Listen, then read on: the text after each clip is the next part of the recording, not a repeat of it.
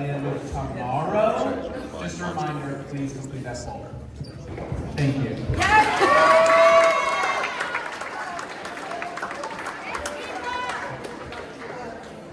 Make sure to complete the poll because I will be completing the poll. I forgot what I was going to say to like Sean, but now we have an announcement from the lovely Limbag.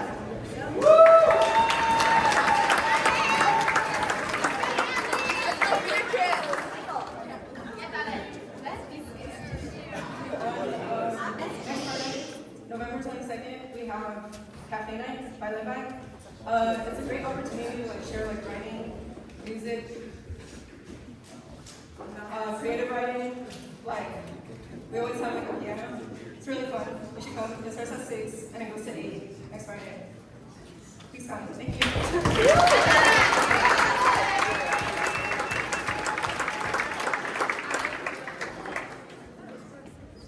Everybody should attend Cafe Night. I love Cafe Night. It is one of the best nights here personally. So please attend. Now we have an announcement from Miss Saminaire about study.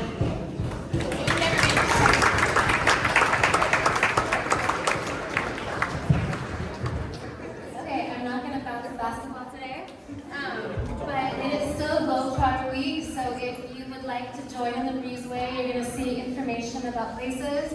You can just ask me and I can put on some cool information about some of the destinations. But I do want to say that today at 6 p.m. on Google Meet, the URL, the link was in the overview of the week. It takes place at 6 p.m. It's for all of you and all of your parents, guardians, families interested. I got a lot of questions answered, especially for those wondering about the price and about financial aid and opportunities and how to really do your best on your application. So today at 6 p.m., and I just want to share a little bit more here very quickly with you that there's a lot of language programs, but there's also programs that are completely aligned to courses at York. So we're going to really focus on the college readiness aspect of it, how to stand apart, and then also really look into, these are some of the stuff that you can learn about in Globetrotter Week. This week and tonight, I'm going to go over the really important parts. You must attend. If you did not attend during lunch last week, the virtual session, we will record it in order to participate next week in the lunch workshops. And those workshops are really essential if you would like to get the maximum amount of financial assistance. We're really focusing on getting you amazing applications so you can make this possible for yourselves and your families. Okay, the application for us is December 9th. Again, January 15th for CIEE. So a couple things we'll go over is traveling, peace of mind for parents, especially how that works. And also the tuition, what is included with the tuition, what's not included, and how to help you maybe raise money if the plane fare is still a challenge for you. So don't let the cost deter you, is the big takeaway for right now. Please come and explore because there's way more options than you think. Okay, $7 million awarded per year of financial aid, and there's a special place in CIEE's heart for York students in particular. Okay, so really quickly, the application is also not a big deal, so if you're really busy with other things right now, 3 short essay questions is all you do, but they have to be well done. So we're going to really focus on talking about that as well. So that is 6 p.m. tonight. My other quick announcement for everybody, it's Distinguished Scholars today during tutorial, but for those who really have a passion for robotics and STEM, Chuck Drake, co-owner of the power plant in Moss Landing, is coming and bringing pieces of his robot that he put together, and he's going to be speaking about innovation for the next generation. All of you are welcome to come to room 2 to ask questions, to listen, and hopefully get inspired. So thank you very much, and it is required for 11th grade Distinguished Scholars and highly recommended for 12th grade. Thank you.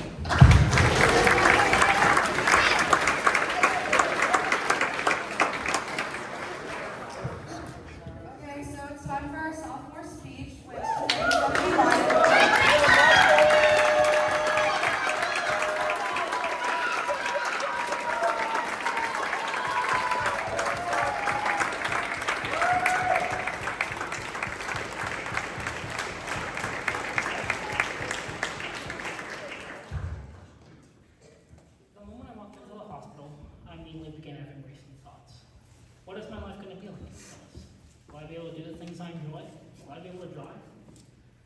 process continued as I waited for the needle to go in my arm and for me to drift to sleep.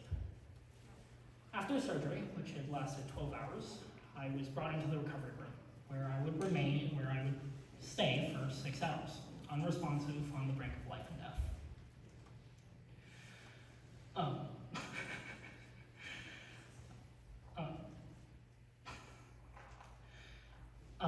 Thankfully, as you can see though, I did wake up, although at the time I was far from thankful, often only waking up to take more pain medication. This was probably the least of my worries during that time. I also was dealing with heavy blood fluctuation issues, making it feel like whenever I wanted to sit up, I felt like passing out. Due to this, my post-op x-ray had to be postponed for 4 days, unlike usually having it one day after your surgery. During the x-ray, both my parents had to hold me up, both arms kind of like this, and during that time I felt like passing out. When I was finally brought back to my room, where I was staying, I was told that it was time for me to start learning how to sit up, stand, and walk again. It was hard, yes, but I, along with a friend, were able to find humor in it. I was told I looked like a toddler learning to walk for the first time, except with an IV pole and heart rate monitor trailing behind me where I went. Yes, it was, of course, a team effort. I always had two people on either side of me holding me up. And after a few days of that, I was discharged. At home, I was primarily bedridden. This was mainly due to the fact that I was afraid of breaking my back, which of course had to come true. Curse my luck. It was courtesy of one of these here. I have 22 of these in my back. They're about 3 inches long. And then came the second surgery. This one was, yes, still hard, still have some of the blood fluctuation issues and the collapsed vein, but it was a lot easier mainly due to the fact I had experience from the first surgery. I knew how to better manage my pain and entertainment because laying down in a hospital bed for a week and a half is far from fun. And, well, before I knew it, the second surgery was over. And this time I was on my way home in a brace, many of which you have seen. Understandably, after having 2 life-changing surgeries within the span of 2 months, I was often pretty dazed and often had some pretty concerning thoughts. These thoughts were often laid out like a comic book, without words. And instead of the superhero winning somehow every time, it was the villain that won. And my brace didn't help with these thoughts. It often became the catalyst. It felt like a lost treasure chest, but instead of finding wealth, fame, fortune, you found fear, pain, and sadness. And because of that, I became a ticking time bomb that eventually exploded in front of my tutor, no less. I said some very concerning things, but thankfully, that was also when I learned my tutor was a licensed therapist who, along with my parents, were able to get me help within 24 hours. And I'm still thankful to have had and still have that help today. So, coming back to now, it was time for me to come back to school after a little bit more mental recovery. Yes, it was hard being in a wheelchair for about a month, but with the help of Yehuda,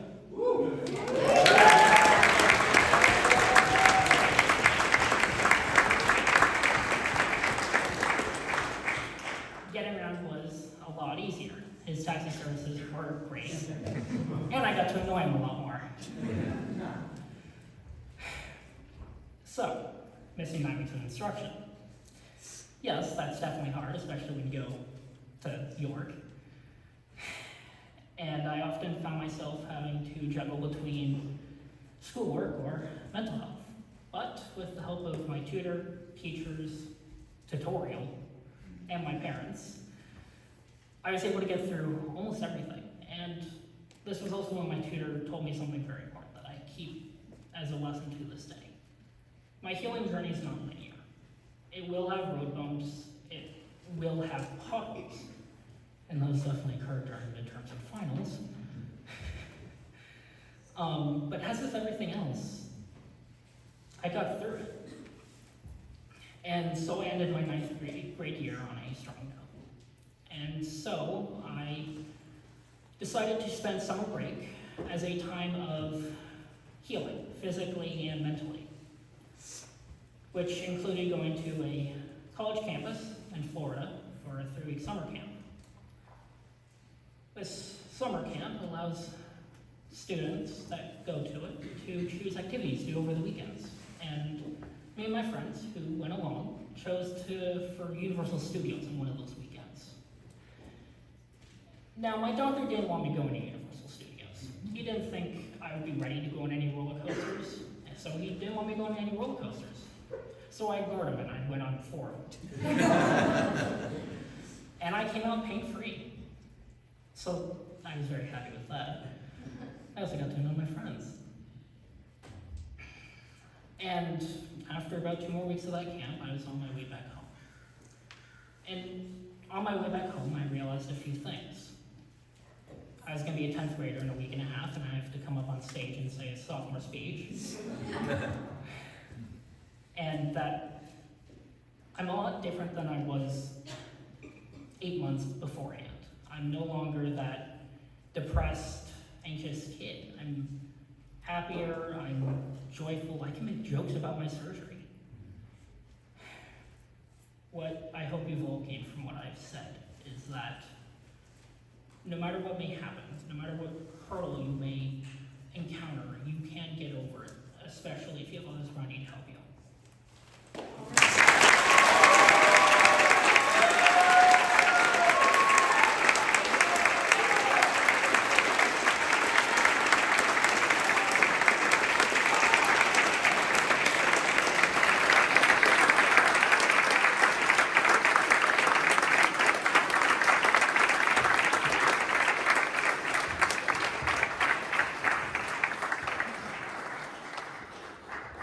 Okay, I have a lot to say. Oh, that's really loud. I have a lot to say because I actually took my notes app out for this because I really loved your speech. First, I just want to compliment you. The detail in that speech I absolutely loved, and I love that you can find humor in your past, in your incident, and you're able to share that with us. And I think that's like really special. Also, I related to it a bit when you said you looked like a toddler trying to walk for the first time, because I remember my dad yelling at me, "Run, Forrest, run," when I had just got a knee surgery. I just wanted to thank you for sharing, because I feel like there's a lot of lessons that we all learn, is that you didn't like the fear got to you, but at the end you didn't let it fully consume you. And I think you're able to share that it's all about perspective for us and how we choose to channel our emotions, but also that we have lovely people around us who are willing to help us. But also that, like, what you should all really take from his lesson too, is that life is not linear at all. And it's a great example of there will be road bumps, there will be complete ditches that you're gonna land in. But you can persevere, just like he did. So thank you. That is it for break today.